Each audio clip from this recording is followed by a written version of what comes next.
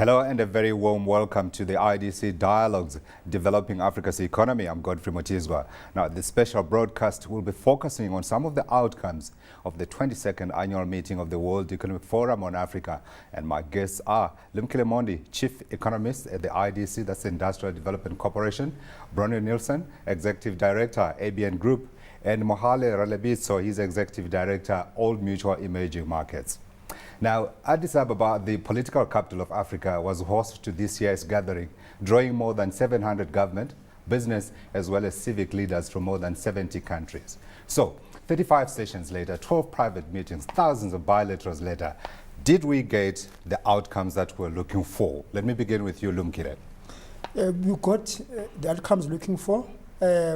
What we're now looking at is really how speedily can we implement some of the outcomes, because a lot of them involve partnerships, so that the private sector, government, the youth, which is the core component of Africa's population, as well as civil society, get engaged in implementing some of the things that came out from the World Economic Forum that was held last week in Addis Ababa. Yeah. Now, Bronwyn, you attended sessions. You anchored one of the main debates at the WEF this year, and you had a number of interviews that you conducted. Your overall sense?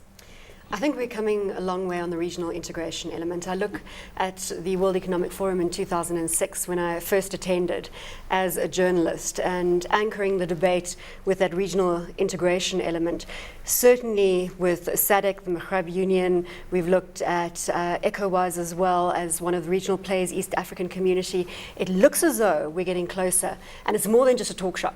I believe that integration is on the way. You can feel it on the ground. I mean, you can feel Addis was alive while we were there. Absolutely. We're going to come and look at that in detail. Let me come to you, Mohale. From your perspective, I'm sure you had, I don't know how many meetings you had. I'm hoping you can update us on that. And also listening to some of the debates that were conducted at WEF. Your overall sense? Yeah.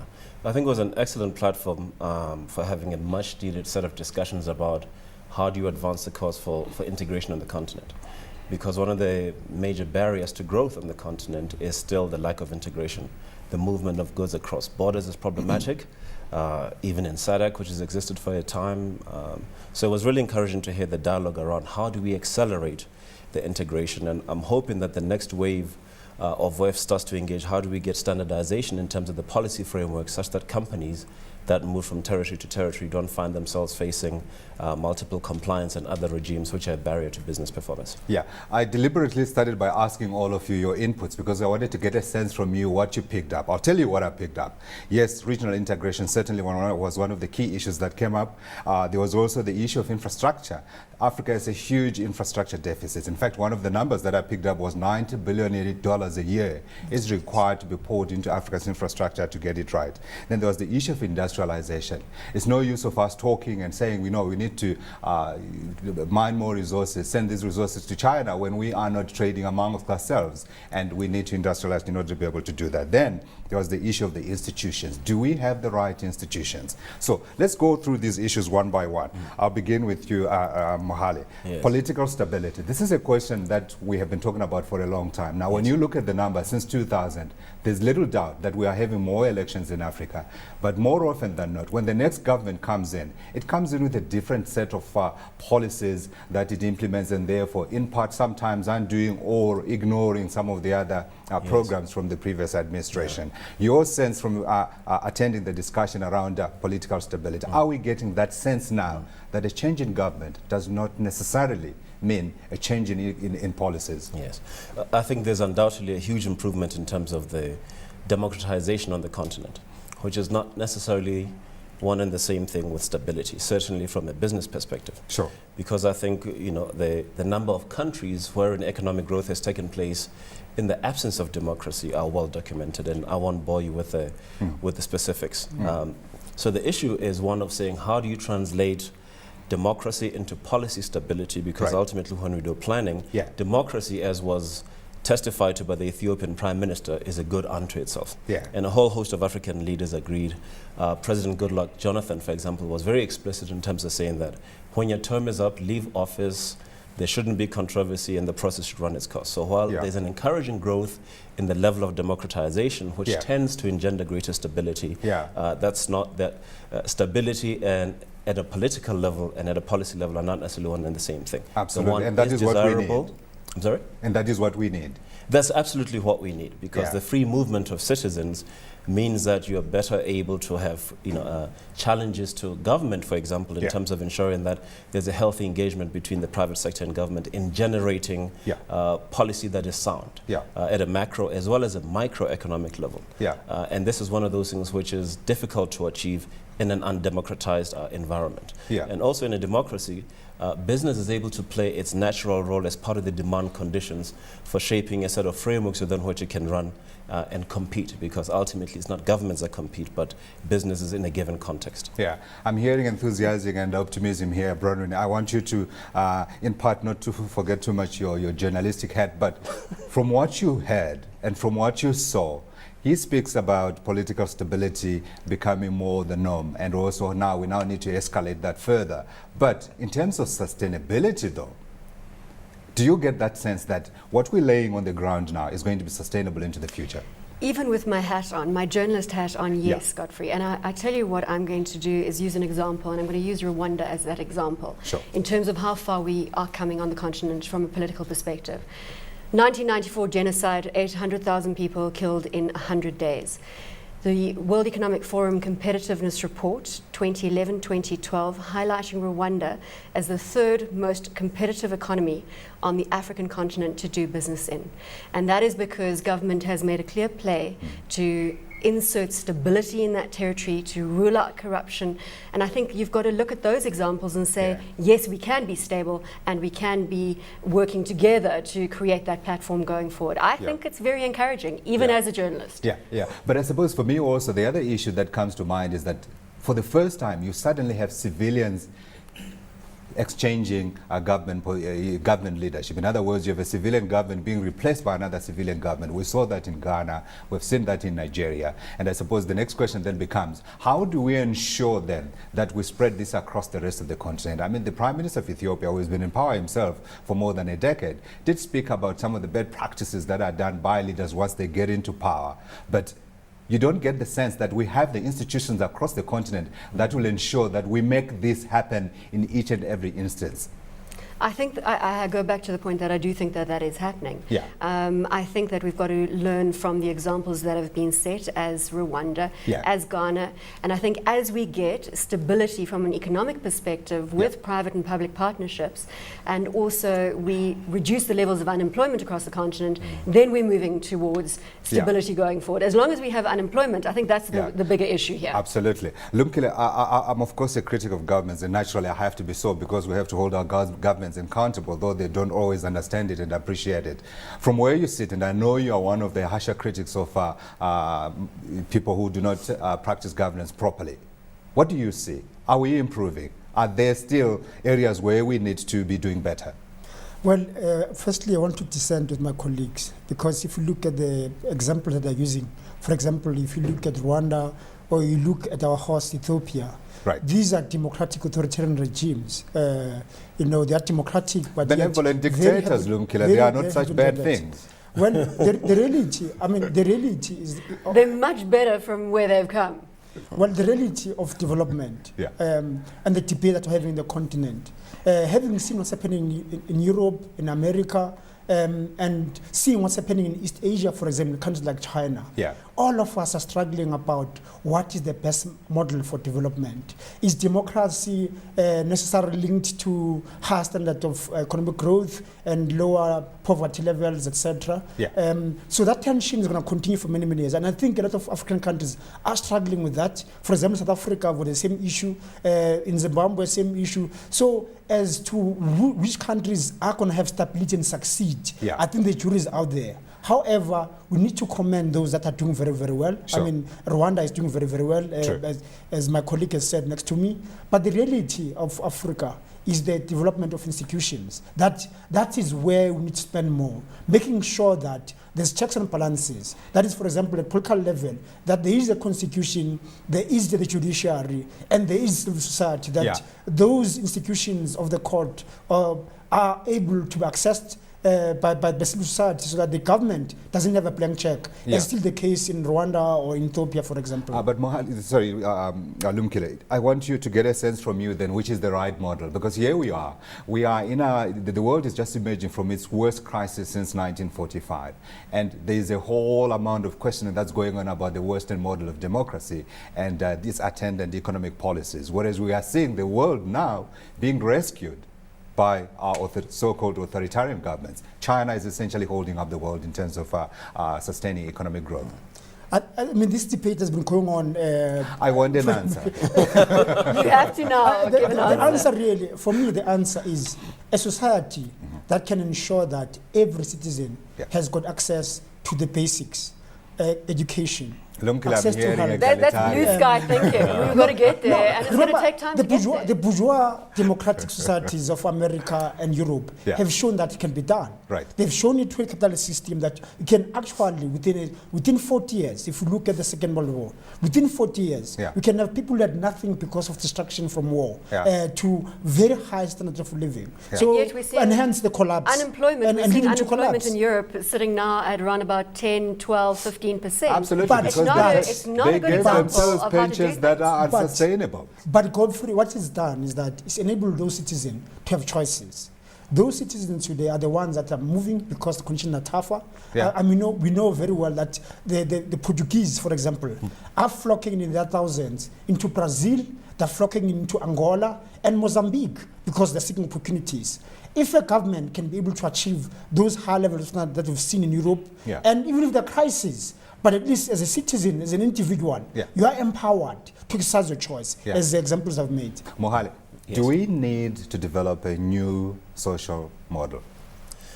Is that the answer? Is unequivocally yes. We do need a departure from the accepted paradigms that we've seen, which have undoubtedly delivered success. What should it look like? I think that model, as the recent downturn or recession, however one wishes to characterize it, which is taking place and is carrying on over an extended period, betrays the fact that the system of old, whereby we assumed that capitalism in and of itself is always good, is not a sound thing to believe. One. But that said, that new model, I think, and we are already living for that matter, in a new model where we're seeing the state intervening to underpin an economy, to rescue private companies. So it's and the point came across quite strongly at WEF that the stage of development is a multi-actor stage, which has the private sector and government, civil society, and a whole host of other factors. But is it not fair to say that capitalism is evolving? Yeah. And this is just a natural consequence of that evolvement. I think that's the magic of this system, in that it has an ability to evolve. But I think where care needs to be taken is the notion that capitalism is inextricably linked to democracy, and that democracy is a necessary condition. It is a desirable condition, no doubt, and none of us can contest that. Absolutely. Although China is telling us a different story. China is telling us that an undemocratic, authoritarian, no respect for human rights, no respect for some of its own laws can succeed.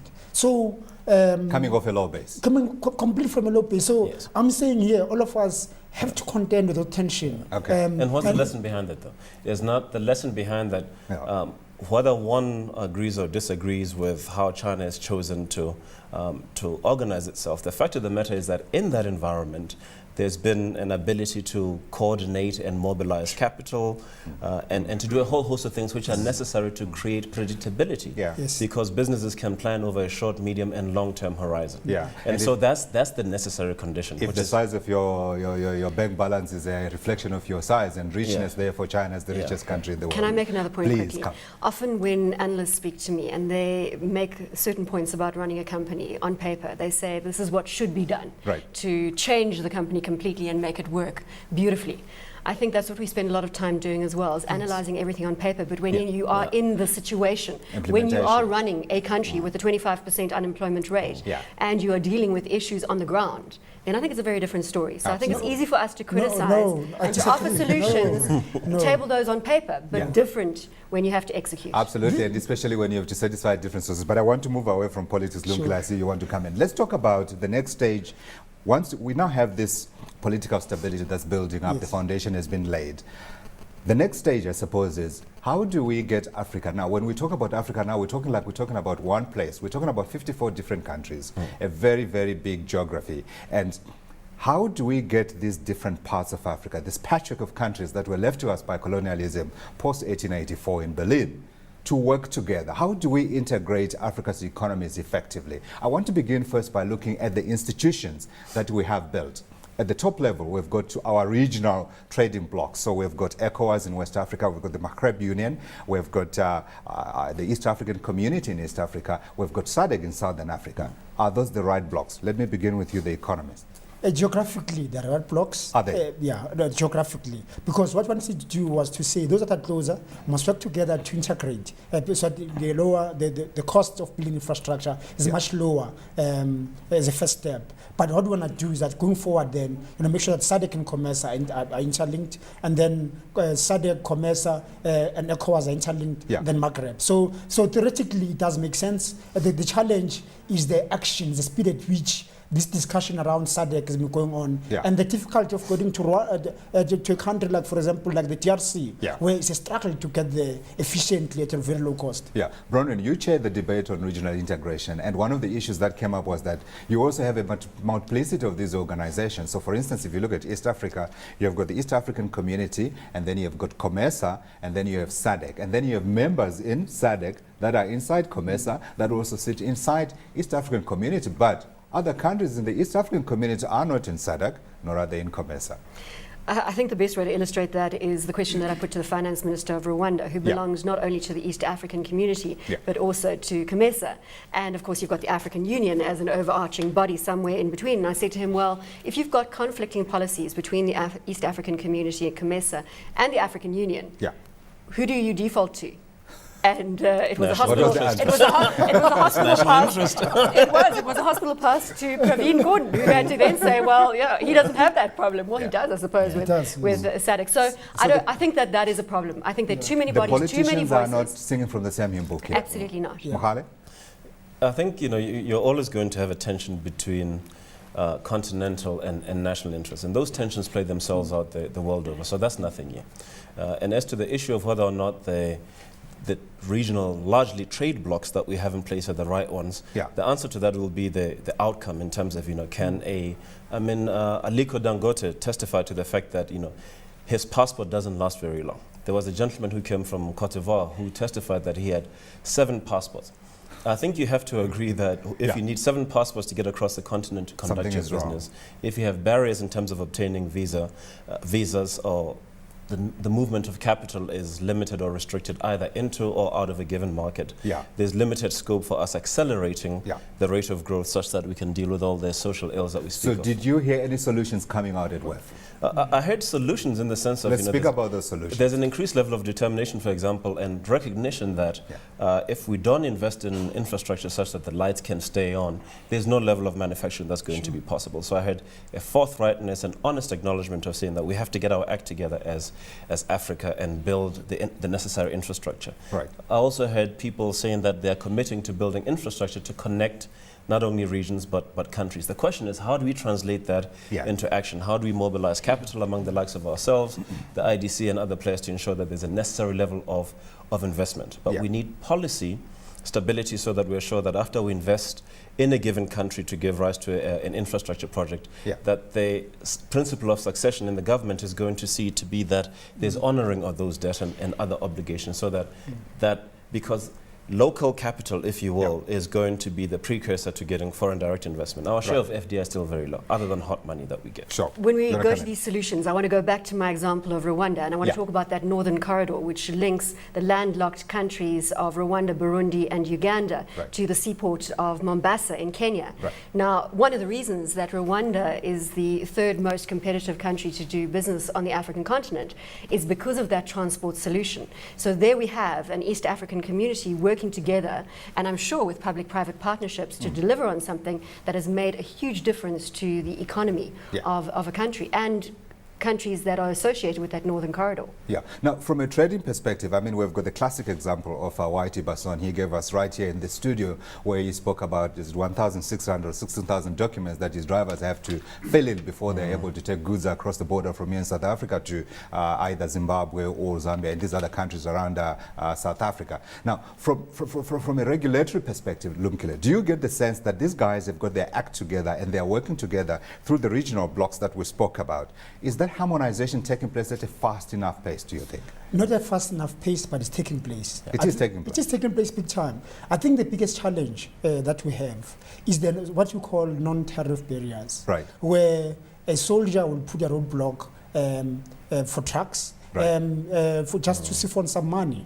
So those are the sort of the issues that irritate. Yeah. But I think in terms of really fastening the border, loosening some of the challenges that the border gates, the countries are trying. But we need to make sure that there's accountability, because that's where the problem is that there is no disincentive not to be corrupt. Lumkile, I like numbers, and when I look at the numbers, they just don't add up.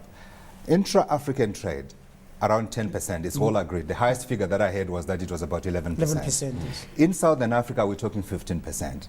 In West Africa and ECOWAS, we're talking around, again, the same sort of number, around 15%. Go to Europe, and the figures are... It's 60% in exactly. Europe. Yeah. What are we doing? We're not doing enough. Why are we not trading amongst ourselves? Okay. You want to come in? Yeah. Let him come in, and then you come in. What I'm not doing enough is a notion, for example, in South Africa. South Africa sees itself as the only country that can succeed.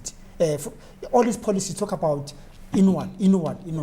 South Africa must understand that it's a center for the rest of SADC. We've got Mozambicans, Zimbabweans, etc., working here, making money here. So if you're going to be successful, you need to invest around you.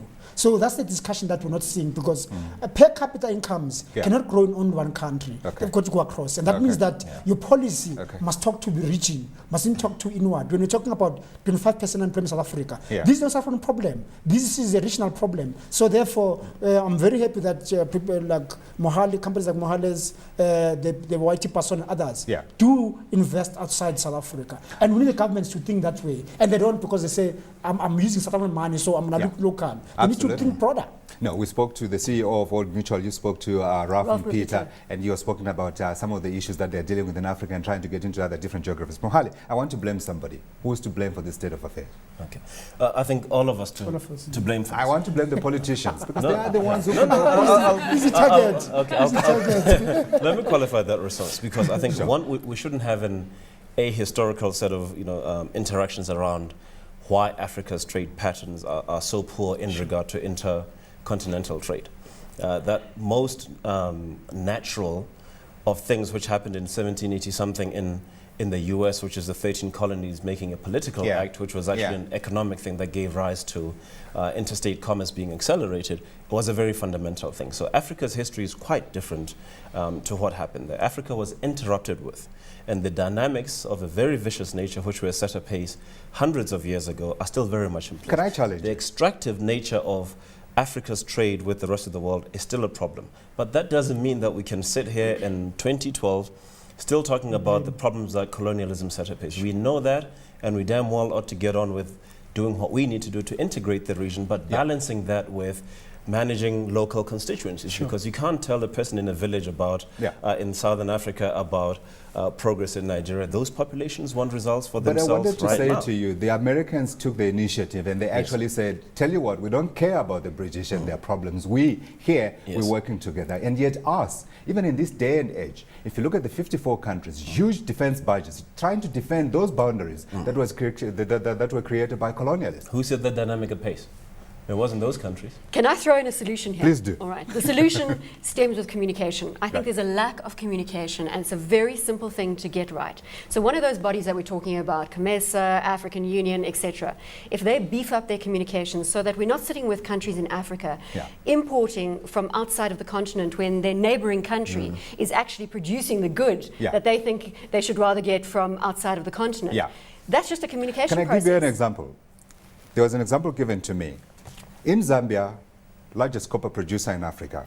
South Africa, the biggest iron ore producer in Africa, and I dare say in the world. What do?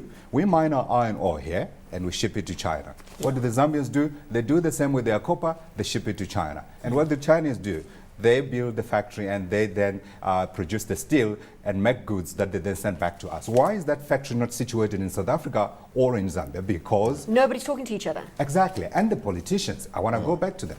There's another It's side not, to it's that. not, it's more complicated. You've got it in for the Take politicians. money No. across borders. No. We have the evidence, don't we? There's another side to that. The reason, which is why we need to more urgently attend to the task of integrating the region, because there is no shortage of South African companies which have put in the right technological, human, and other inputs to enhance their productivity. Yeah. What they then find is that because of the limited size of their national markets, they don't necessarily attain the results. So they want to get out. Or when they do attain the result, they have to reduce the number of people who are working. So it cannot be made an urgent enough task to say that we need to, even if the political dimension never follows or follows later, the economic integration of the region and the formulation of policy to allow for that to happen is something which I think, while there's positive conversations and discussions about it, the speed with which it has to happen, we're not talking decades, we're talking months and years, and that's the speed with which things have to happen. He's the rationalization of regulation. So I find it hard to argue with him when he says that these things are moving faster. Is that your They feeling, need to Bronwyn? move even faster. You know, I don't want to give a view on how quickly things are moving. All I can say is what we're seeing on the ground is that there is certainly some momentum building. Indeed. Yeah. And I think that is happening. I do think that it is about free markets. I think it is about deregulation. Just look at Nigeria as the example, and you look at the finance minister, Okonjo-Iweala, they're basically taking that $8 billion subsidy in the oil space away. And those are the kind of moves that we need to see. Deregulation, free market economics. Though she retreated, of course, when the citizen spoke, Well- to a degree. But we need more than that. We need a resolution. For example, in South Africa, we know that the textile sector is very uncompetitive. So what we need to be doing is that subsidy that government is providing to support that sector. Is a subsidy that should be given to business to locate themselves in Malawi. Subsidy in business. To business, yeah. No subsidy. Currently, the reality. It happens everywhere in the world. The reality is that there is a subsidy going on at the moment to the clothing sector and to the clothing textile sector, which for me is inefficient, because what we needed to be doing was to promote industrialization around us. Because if you look at Malawi or look at Zimbabwe or Zambia, the cost of doing business much lower, the cost of labor much lower. So we incentivize our South African business to locate there. What we get supplies to be on the high value chain. Secondly, those companies that are failing here because they can't compete, they're able to compete with the Chinese. So that thinking around saying that, the capability that are expensive to us must be located elsewhere. Because that's how industrialization has happened. If you look at how Japan has developed, Japan developed South Korea because they outsourced. They developed the rest of they developed China as well because they outsourced some of their capabilities to there. That's what we should be doing. But with us, we're so ideological. We subsidize people that are failures here. We think they're going to succeed. We should be subsidizing them to go outside so that you can then have that integration that you want. Lumkile Mondi, Chief Economist at the IDC. We have to continue that conversation in the second half. We are losing Mohale from our Old Mutual Emerging Markets. Thanks very much indeed for joining us. After the break, when we come back, we'll take the discussion further and examine actually whether some of the institutions that we have across the continent are working, and we'll also look at perhaps new models that we need to try and make sure that we break the resource case and we make sure that the resources that we're finding across Africa, like oil in Kenya, are used for the population and we have inclusive growth. That's after the break.